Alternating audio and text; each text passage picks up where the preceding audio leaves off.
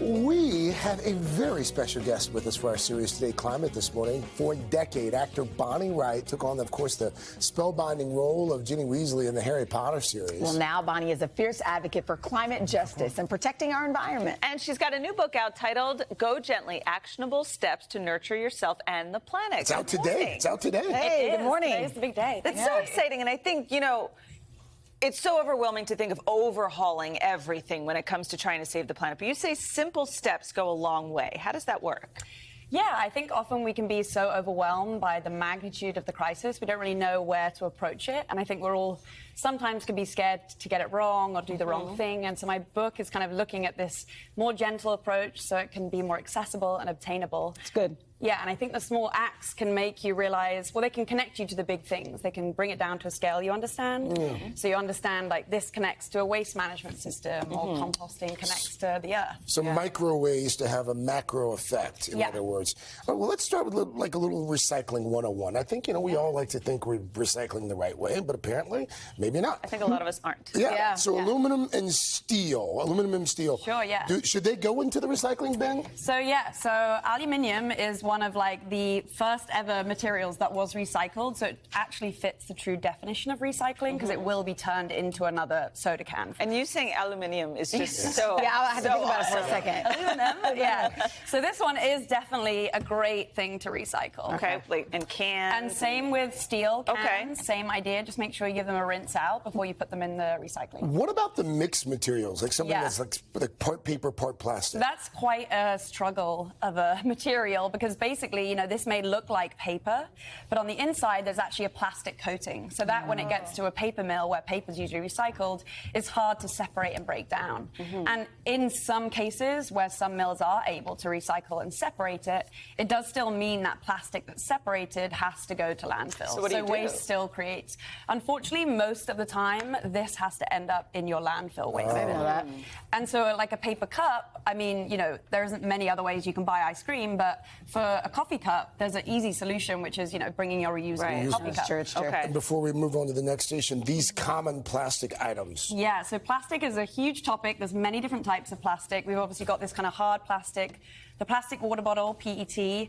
The problem, that crunchy hard plastic. The problem with plastic, it doesn't really fit the definition of aluminium of recycling. It's usually downcycled, so it's slowly going to lose its like properties. Okay. And slowly at one point probably end up in a landfill. So yay or nay? What do you say? So really try as much as you can to obviously lower and eliminate your use of single-use plastics, but it's so hard. We live in a world where it's just so Is it true you have to clean this stuff off before you put it in? Because here in New York, I don't see a lot of people doing it. Yeah, good rinse. No, it's true. You just throw it in the thing. Yeah.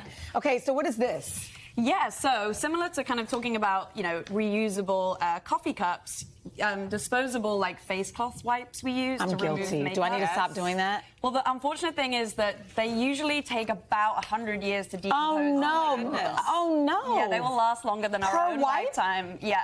I use them every night. Should I stop? Although I just bought compostable ones. That will, so that's the first Okay, step. so let's do this. Talk about it. So this is, I mean, a great way, even rather than buying new washcloths, is get an old towel and cut it up into nice pieces to reuse, so not using That's fresh. a good idea, too. Yeah. What's in there? And so here is some steeped green tea. Steep that for like 8 minutes. And I used to love a disposable wipe that had a green tea flavor. This is why I tried to emulate my own reusable. So we basically soak this in here.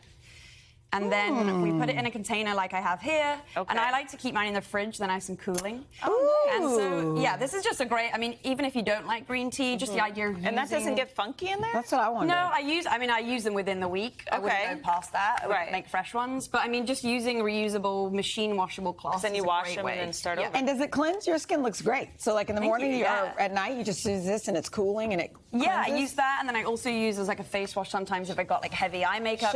Oil to help that come off. Okay. I promise. Great. Now cleaning supplies. You make your own cleaning solution? Yeah, I even make my own next level. toothpaste as What? well. You make your own toothpaste? Your teeth are so nice too. We're like, let me look. Staring at you. So cleaning products. I mean, there's two things here. There's like you buy cleaning products, and obviously you're using disposable plastic. Okay. And another thing, when you're using toxic kind of ingredients on your surfaces that you can often find in cleaning products, you know, you can almost ingest or touch that. So just switching to even like cleaner products that you recognize that are edible. So basically you've got citrus and thyme, and in here is 2 cups of vinegar, just your regular white vinegar. Okay. And I usually just keep this in the cupboard, and as I just use... vinegar, it's not diluted just or vinegar. anything. Okay. So it will become diluted. And you basically pick off some of these to put in here. And does it get the job done? It does. Cleaning? It's very good on glass. Okay. In fact, we'll clean You have this to come back table. and show us how yeah. you make toothpaste. You should just sell this. What? You should. I know. It's more fun just making it just for myself. Yeah, it does. The citrus takes away. Yeah, so you the basically smell. soak that for about 2 to 3 weeks, and then you've got this, and you basically put like, if there's 3 parts in here, you have 1 part this and 2 part water. So you don't want to you want to dilute it. Okay. And this won't get funky. Spray it away. We have like a few seconds left. Why are you so passionate about climate justice and just in our planet, all of it? What is it that gives you the passion? Yeah, I think for so many people, you know, my generation, older, younger, this is like a very urgent issue. It's pretty terrifying, the facts and figures that are out there. But I think why I wanted to write the book was just to humanize it and to make people think that they can make a difference. Yeah. I think we've been told and made to feel so Powerless. insignificant, powerless, and I wanted to create a resource for people to go to the book. And you did. Congratulations. And so many people are taking on this issue, and to have a book like this to be able to make those small steps is great. Bonnie, Makes a thank you difference. so Thank much. you. Her book, Go Gently, is out now.